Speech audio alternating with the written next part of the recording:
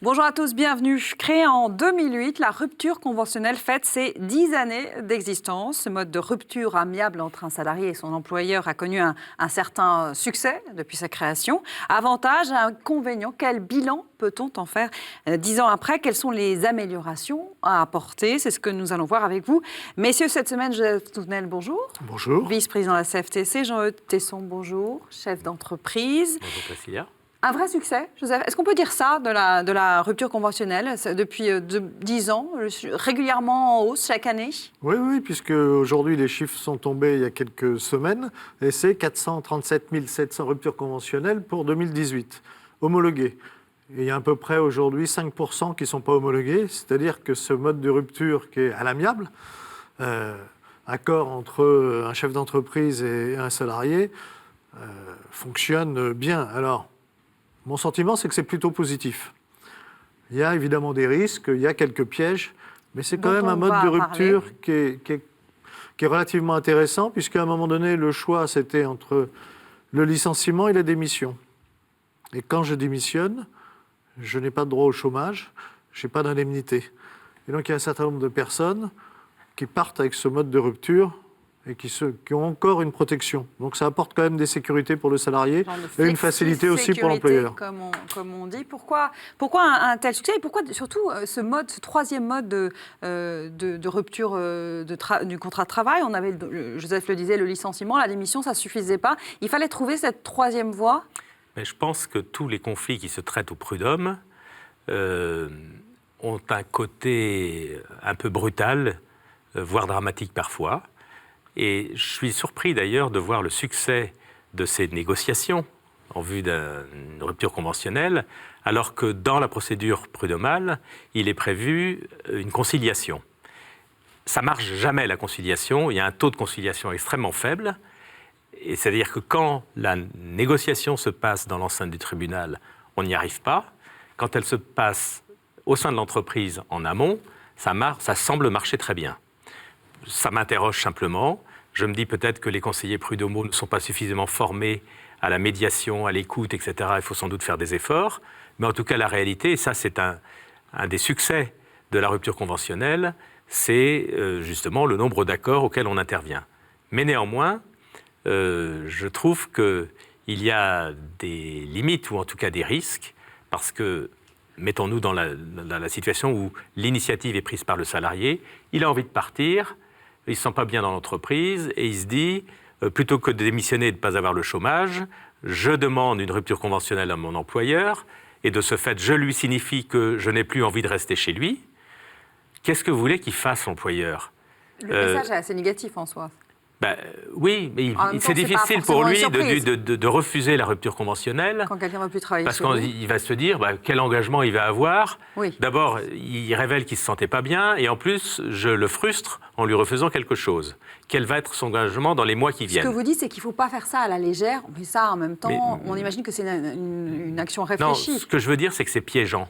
C'est piégeant parfois pour l'entreprise, qui se retrouve sans avoir le choix. Et puis, de ce fait, puisque si le salarié demandant la rupture conventionnelle obtient satisfaction, ça veut dire qu'il n'assume pas véritablement, puisqu'il bénéficie du chômage, il n'assume pas complètement sa décision de partir. Quand quelqu'un démissionne sans avoir autre chose, là on pourrait dire qu'il assume complètement sa décision. Alors c'est peut-être un bien. Rien n'est jamais blanc ni noir. C'est un petit peu plus complexe que ça, parce qu'il y a un certain nombre de salariés, s'ils sont mal dans l'entreprise, c'est parce qu'on est mal avec eux. C'est parce qu'ils peuvent être harcelés, c'est parce qu'ils n'en peuvent plus. La situation est telle qu'ils n'en peuvent plus. Et ça leur offre une porte de sortie décente. Et ça, alors, évidemment, la vision que j'ai, c'est ce type de dossier que, en tant que syndicaliste, je vais avoir à gérer tous les jours, ou mes équipes ont à gérer tous les jours. Du côté de Jean-Eudes, lui, c'est la vision patronale parce qu'il gère d'autres problèmes. Mais ça permet vraiment, quand on voit des gens, moi j'ai des cas précis, avec des gens, ils sont au bout, ils sont très maltraités dans l'entreprise pour x, y raison. Et la seule façon de s'en sortir, c'est justement de sortir, parce que c'est fichu, c'est terminé. Et ça ouvre une porte de sortie qui ne fonctionne pas d'ailleurs à tous les coups, hein. mais ça peut fonctionner. Et... peut ne pas tomber d'accord. Mais vous parliez des salariés qui ont un intérêt, effectivement, toucher le chômage derrière, partir parfois avec une indemnité. En même temps, pour l'entreprise, ça peut aussi avoir des atouts, la rupture conventionnelle, sinon il n'y aurait pas un tel succès. Mais c'est un atout quand l'entreprise veut prendre l'initiative de la séparation. Donc la séparation, elle n'est pas unilatérale, ce n'est pas uniquement le salarié à chaque fois. On est bien d'accord. Je dénonçais en quelques dérives, c'est-à-dire quand le salarié utilise véritablement... S'il y a un certain chantage, c'est-à-dire si tu me signes pas une rupture conventionnelle, je reste, mais tu vas voir, je vais foutre le bazar. Une vie d'enfer. Bon, ça arrive, hein. Ce sont, j'espère, de rares exceptions.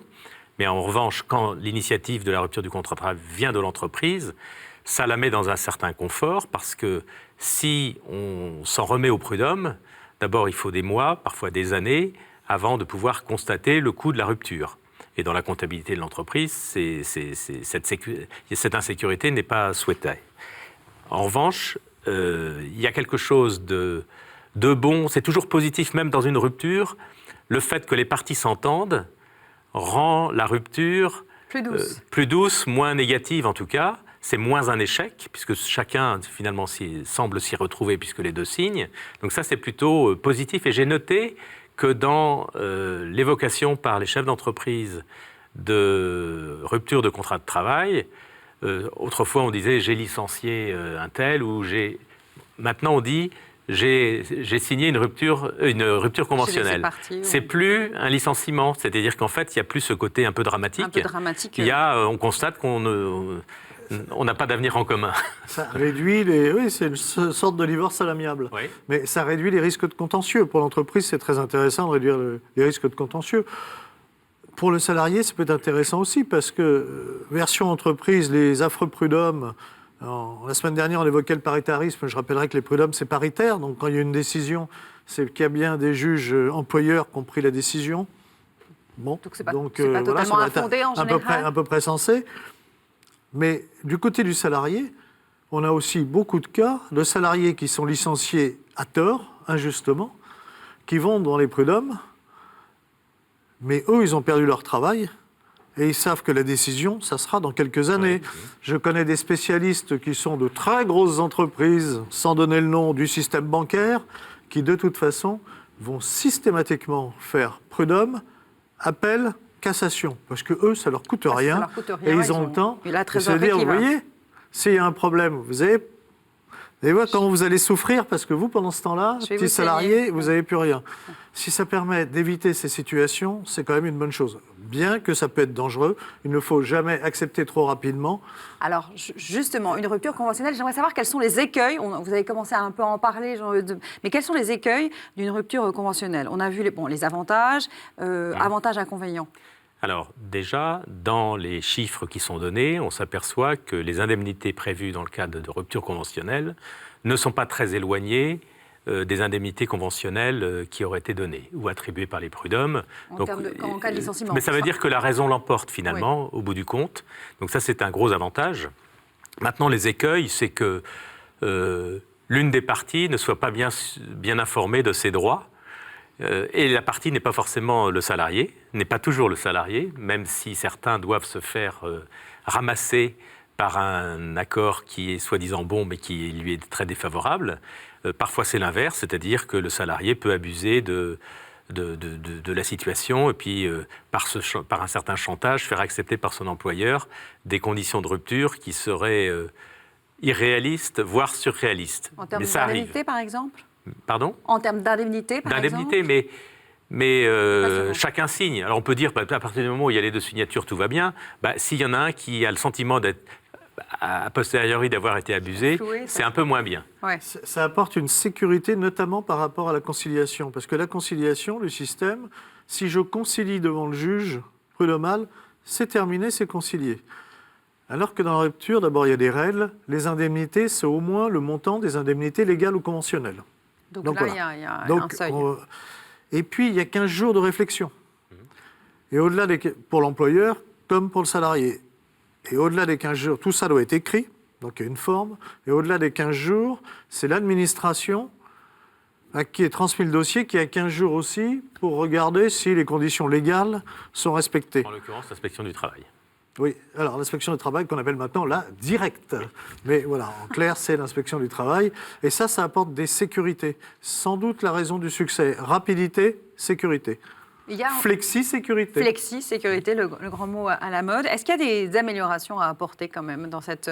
Est-ce qu'on sait déjà à peu près le taux, le pourcentage de rupture conventionnelle par rapport au licenciement ou aux démissions, ou je vous pose une colle? On peut faire, je ne l'ai pas en tête. Je crois que c'est... Je vous pose une Je veux colle. pas dire de- Je crois, en fait, ça dépend des catégories, mais je crois que c'est 18 ou 20 je crois que c'était autour de 17% Oui, c'est ça. de Et puis, tête. on est plutôt à 30% les licenciements. Donc ça augmente.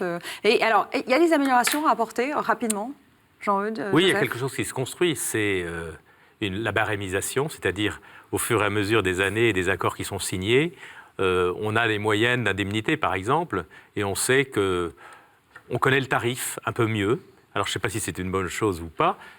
S'agissant des barèmes prud'homaux, je sais que Joseph va protester une nouvelle fois en les dénonçant, mais avec les transactions, on s'oriente vers une barémisation, ce qui est plutôt une bonne chose pour moi, mais ce qui en est peut-être une mauvaise pour Joseph. Quand le barème est indicatif, Oui. c'est normal d'ailleurs dans tous les domaines, il y a des barèmes indicatifs. Tous les juges ont des barèmes indicatifs s'ils font sérieusement leur travail. Le problème, c'est quand ce barème est obligatoire. Et s'il est obligatoire, ça veut dire qu'à un moment donné, il ne prend pas en compte la réalité. Et c'est tout le problème de la loi Macron qui n'a pas pris en compte la réalité. Monsieur le Président, revenez sur le sol. Si vous nous écoutez. Si vous nous Si par hasard vous avez la télévision, si vous la regardez encore. pour revenir dans la réalité, un barème indicatif, c'est ce qui avait été négocié avec les partenaires sociaux.